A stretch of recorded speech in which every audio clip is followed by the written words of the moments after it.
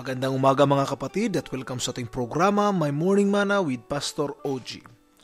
At pag-aralan natin ang patungkol sa salita ng Panginoon sa umagang ito upang magbigay po sa atin ng kalakasan.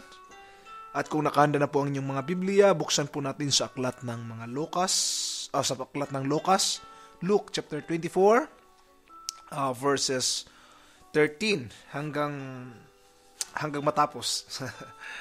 Lucas Kapitulo 24 hanggang 24 verse 13 hanggang 35.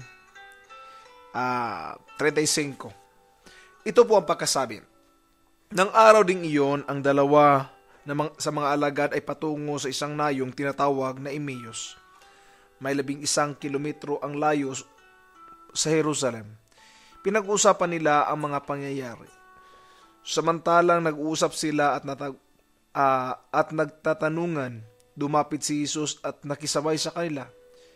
Siya'y nakita nila, ngunit hindi nakilala agad.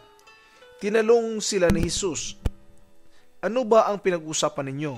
At tumigil silang nalulumbay. Sinabi ng isa na ang pangalay Cleopas, "Kayo lamang po yata ang dayuhan sa Jerusalem na hindi nakakaalam sa mga bagay na katatapos pa lamang nangyari roon."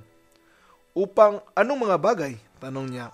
At sumagot sila, "Tungkol kay Jesus na taga Nazaret, isang propitang makapangyarihan sa gawa at salita, maging sarapan ng Diyos at sa mga tao. Isinagdal siya ng aming mga punong saserdote at mga pinuno upang mahatulang mamatay at siya'y pinako sa krus. Siya pa naman ang inaasahan naming magpapalaya sa Israel. Hindi lamang yan, 3 araw na ngayon mula nang mangyari ito. Namigla kami sa binalita sa ilan ng mababaeng kasamahan namin. Maagang-maaga raw silang pumunta sa libingan at di nila natagpuan ang kanyang bangkay. Nagbalik sila at ang sabi nakakita raw sila ng isang pangitain, mga anghel na nagsasabing buhay si Jesus. Pumunta rin sa libingan ang ilan sa mga kasama namin at gayon nga ang natagpuan nila, ngunit hindi nila nakita si Jesus." Sinabi sa kanila ni Jesus, Kay hahangal ninyo, ano't hindi ninyo mapaniwalaan ang lahat ng sinasabi ng mga propeta? Hindi ba't ang Misayas ay kailangang magbata ng lahat ng ito bago siya kamtan ang kanyang marangal na katayuan? At ipinaliwanag sa kanila ni Jesus ang lahat ng nasasaad sa kasulatan tungkol sa kanyang sarili, simula sa mga aklat ni Moses hanggang sa sinulat ng mga propeta. Malapit na sila sa nayong kanilang patutunguhan at sila ay waring magpapatuloy pa ng lakad. Ngunit siya'y pinapigil nila. "Tumuloy na po kayo rito sa amin," anya, "sapagkat palubog na ang araw at dumidilim na." Kaya't sumama nga siya sa kanila. Nang siya'y kasalo na nila sa hapag, dumampot siya ng tinapay at nagpasalamat sa Diyos. Saka pinaghati-hati at binigay sa kanila. Nabuksan ang kanilang paningin at nakilala nila si Jesus. Subalit ito'y biglang nawala at nakita nila at nawika nila. Kaya pala gayon ang pakiramdam natin habang tayo'y kinakausap sa daan at pinaliwanag sa atin ang mga kasulatan. Noon day tumindig sila at nagbalik sa Jerusalem.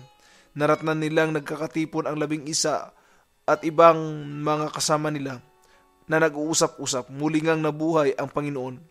Napakita kay Simon at sinalaysay namin naman ng dalawa ang nangyari sa daan at kung paano nila silang nakilala nang pagpira-pirasuhin niya ang tinapay. Atin pong nabasa mga kapatid ang medyo mabahabang istorya. My topic for this morning is the road to Emmaus. May mga panahon na dumaraan tayo sa Emmaus ng buhay natin na parang ang pag-asa natin ay nawala na, namatay na.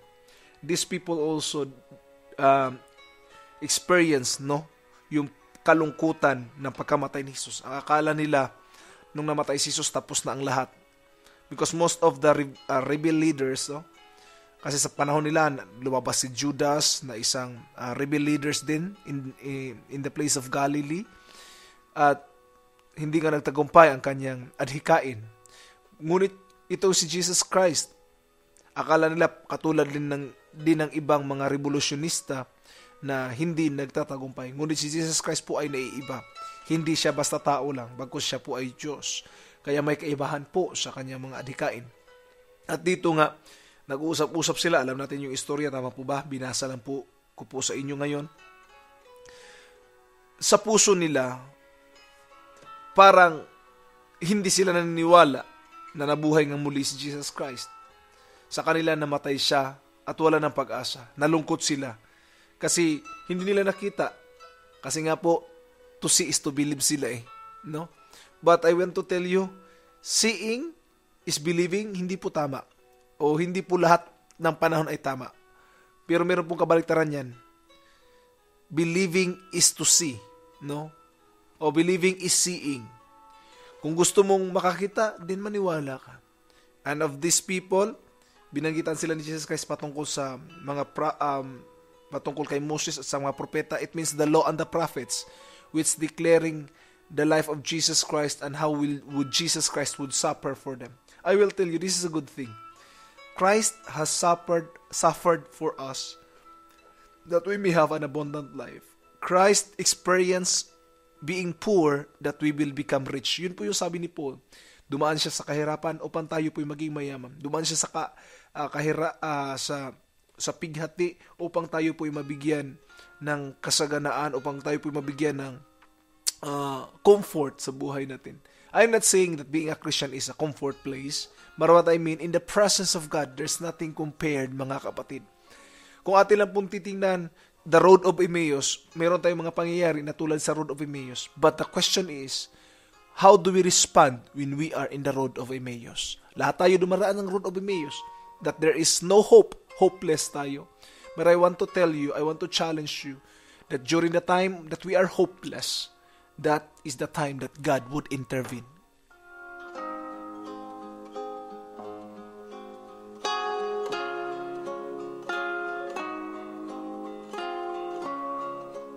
Minsan pa po nagbabalik ang inyong lingkod. Atin pong nalalaman na itong time na ito ay talagang napakabigat para sa mga disciple. Si Abraham Lincoln din po ay dumaranas ng mga ganito, ang president ng Amerika.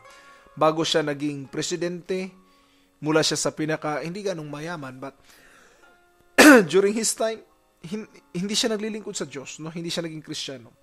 The time na namatay ang kanyang anak, hindi siya nag-commit sa kanyang sarili sa Panginoon. But when the time come that he buried 1,000 soldiers, sinabi niya, that's the time that he committed his life to Christ.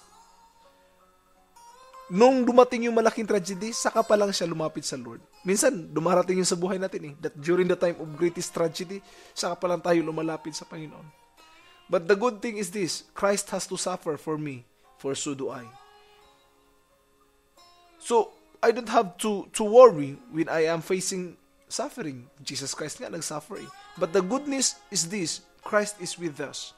All of us will pass through the road of Emmaus. Lahat tayo daraan sa road ng Emmaus.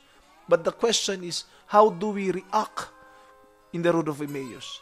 The good thing is, God is with us when we are passing through the road of Emmaus.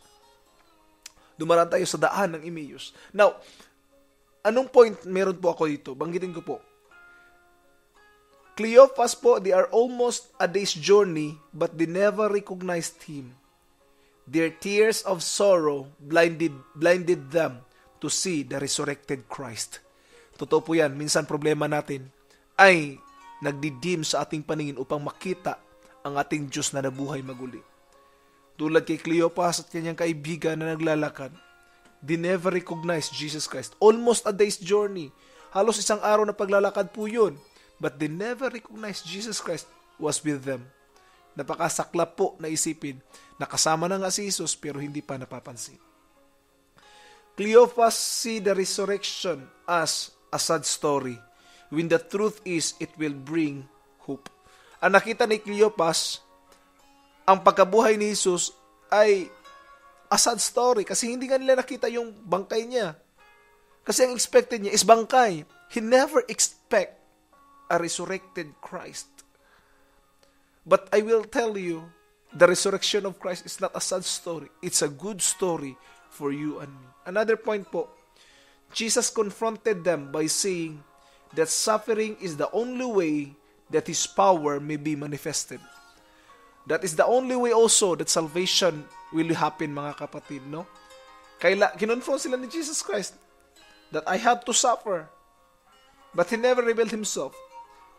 What is the point? Simply lang po, trials and problems are God's opportunity for us to receive the bountiful blessing.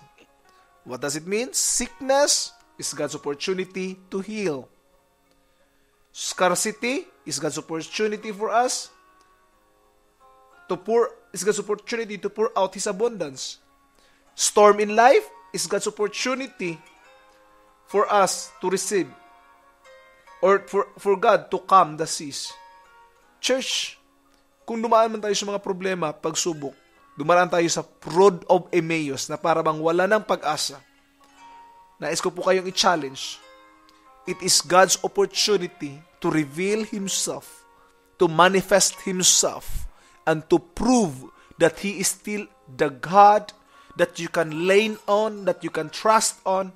Siya pa rin yung Diyos na atin pong mapagkakatiwalaan. Just cling on His promises. Don't worry, when you are walking in the road of Emmaus, you are not alone. You are with God. God bless po.